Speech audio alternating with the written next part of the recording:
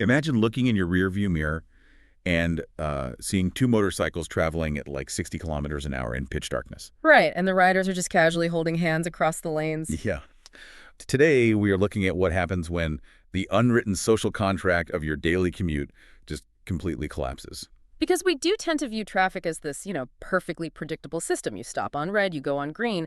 But underneath that facade of structural order is a highly volatile environment where, honestly, human behavior gets pushed to absolute extremes. And to understand just how volatile it gets, we are pulling from a really fascinating source today called the Trivandrum transit logs. It's incredible. It's this granular, on-the-ground diary kept by a daily commuter in Thiruvananthapuram, India, over just a single week in May 2026. Welcome to the deep dive. You and I are going on a mission today to decode the chaos of modern commuting. We are going to map that incredibly fine line between everyday traffic, extreme recklessness, and something that turns out to be far more sinister. Yeah, the overarching theme in these logs is that paying attention on your morning drive isn't just about, avoiding a fender bender. It is about personal security. Right.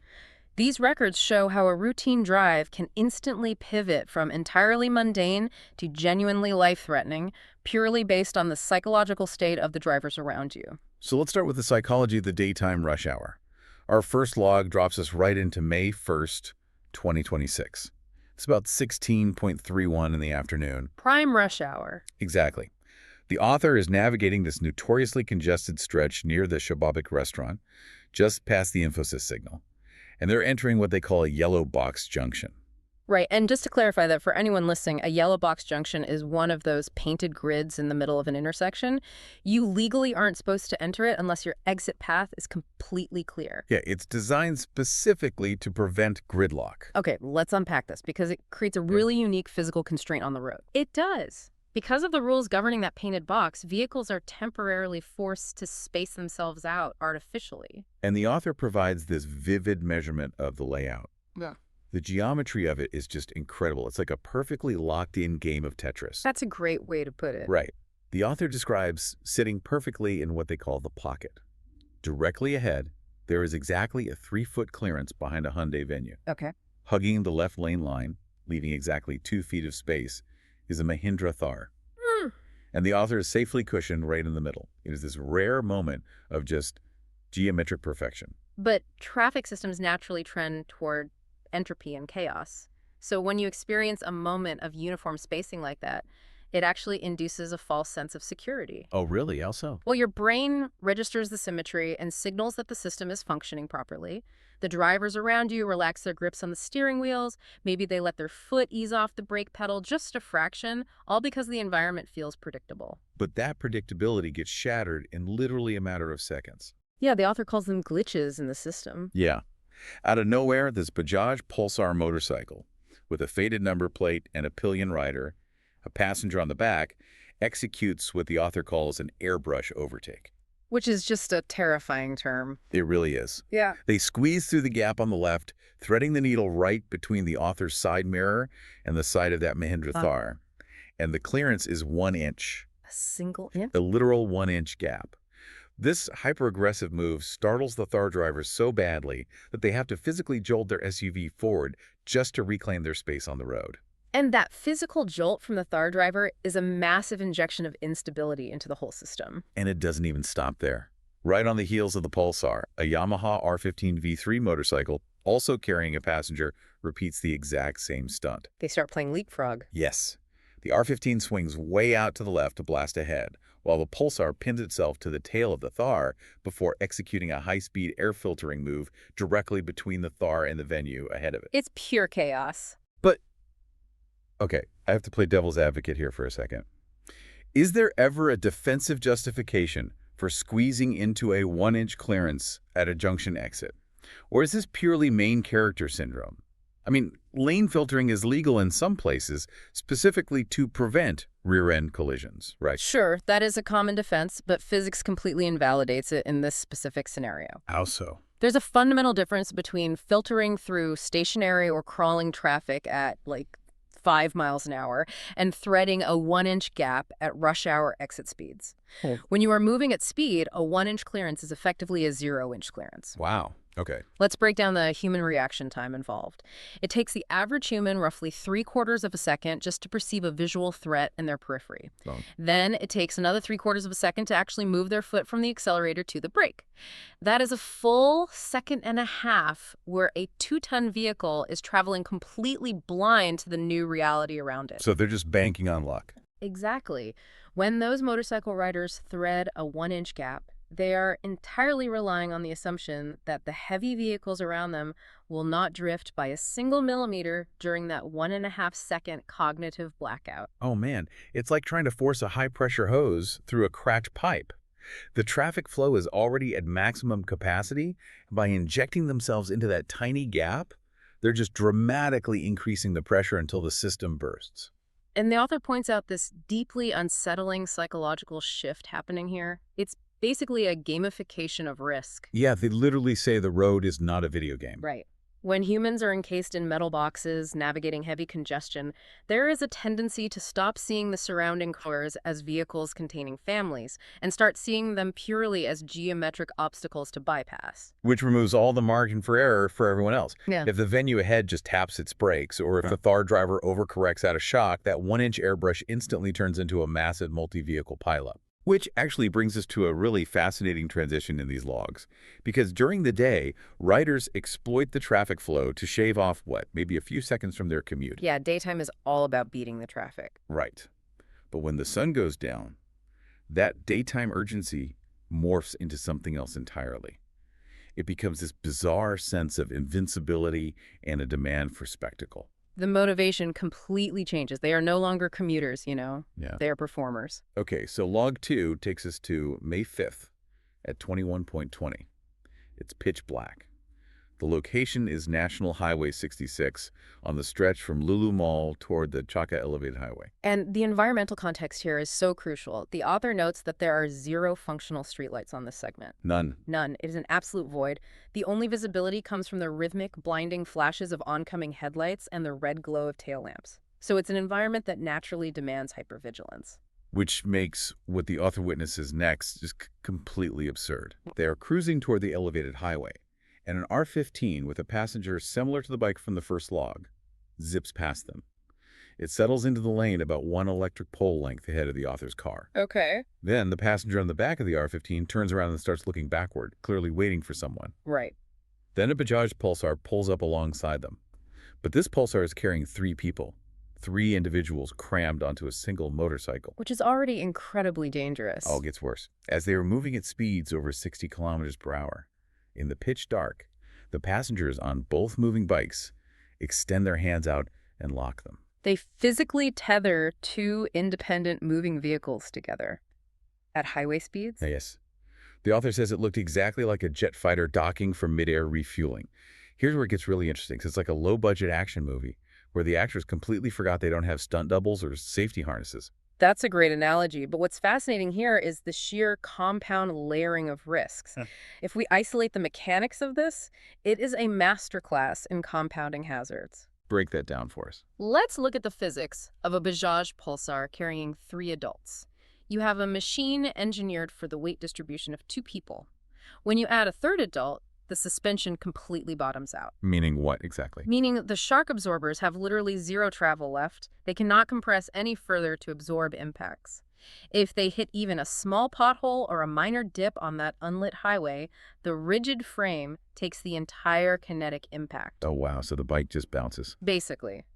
The tires will momentarily lose contact with the asphalt, and at 60 kilometers an hour, that split-second loss of friction means you instantly lose the ability to steer or balance. That is terrifying. And furthermore, the excess weight drastically shifts the center of gravity rearward, which severely compromises the front brakes. If they try to stop suddenly, the front wheel is highly likely to wash out. So if you're listening to this, I want you to incorporate yourself into this scenario.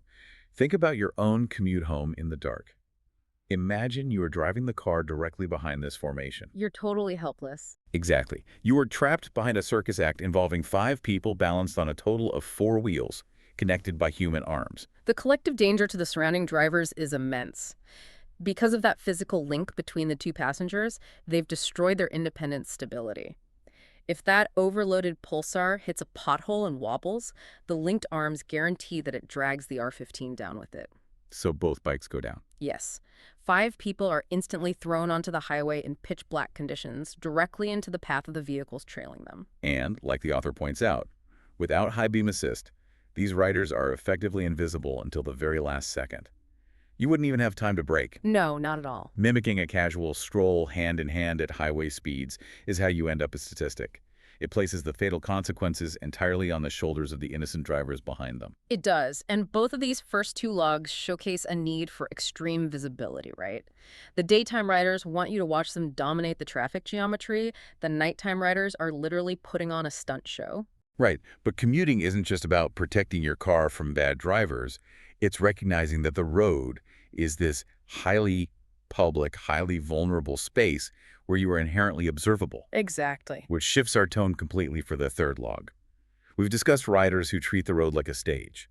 But what happens when the anomaly on the road is trying desperately not to be noticed by you? And this is where the source material transitions from just documenting reckless driving to outlining a genuine security threat. Right. Moving to the log from May 6, 2026. The time is 14:15, so early afternoon. The location is the central business district of Trivandrum, specifically the axis running from Statue to Spencer to the SBI Treasury. This is a highly sensitive zone. You have government administrative buildings, major financial institutions, heavy bureaucratic foot traffic. It's a prime environment for targeted observation. And the author is driving through this zone and spots a very specific pattern playing out over just like 35 seconds. Yeah. Phase 1. They observe a Honda Activa scooter. They even catch the partial plate, KL01CF39, and a Royal Enfield motorcycle, plate KL35E645. These 2 vehicles are engaged in a leapfrog tactic behind a target vehicle. So what does this all mean? How is this mechanically different from normal heavy traffic tailgating, where a couple of bikes are just impatiently trying to get around a slower car? Well, tailgating is an impulsive reaction to being delayed. What the author recorded was proactive, synchronized, and highly asymmetrical. Asymmetrical. Yeah, a surveillance team using 2 entirely different classes of vehicles has a distinct tactical advantage. The scooter, the Activa, provides incredible agility. It's ubiquitous. It blends in perfectly with local traffic, and it looks utterly unassuming. Oh, so it's camouflage. Exactly.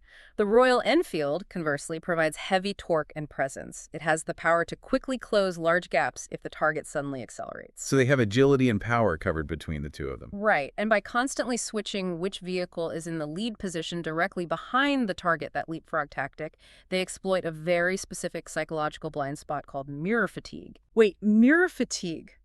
I want to dig into that because that sounds like something every driver probably experiences without even realizing it. Oh, absolutely. It's a cognitive bias. Yeah. Human brains are wired to flag static anomalies. Okay. So if you look your rearview mirror and see, let's say, a bright yellow sports car tailing you for 10 blocks, your brain immediately registers it as a threat because it breaks the visual baseline. Right, it's out of the ordinary. But if you see a standard scooter in your mirror and then a few minutes later that scooter drops back and is replaced by a completely different motorcycle, your brain categorizes that as normal shifting traffic. So the tail becomes practically invisible to the untrained eye. Because the threat is dynamic. They're artificially refreshing the visual feed in your mirror. That level of calculation is chilling. Then the author actually validates this theory in phase 2, about 20 minutes later at 14:33. What happens? The author is approaching the Treasury signal, and those exact same 2 vehicles, the Activa and the Royal Enfield, reappear in the traffic flow behind them. Only now, their behavior has shifted to what the author calls a loitering pursuit. A loitering pursuit. Okay. Yeah.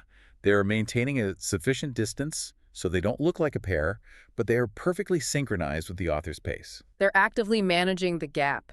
They are ensuring they don't get close enough to trigger an alarm in the target's head, but they refuse to drop back far enough to lose visual contact. Right. And the final confirmation comes when they actually reach the Treasury signal itself.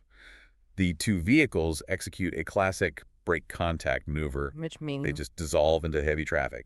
They intentionally break their formation and disappear to avoid detection. Right. So the surveillance leg was concluded. They either gathered the route information they needed, or they recognized they had reached a natural bottleneck at the signal where lingering would expose them. It's crazy to think about. The timing, the vehicle combinations, the specific reappearance across intervals, it is textbook counter-detection behavior. So let's connect this directly to you, the listener.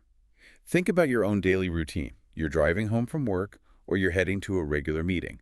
If you look in your mirror and notice this kind of pattern, say, the same registration numbers appearing across multiple turns, what is the immediate action plan?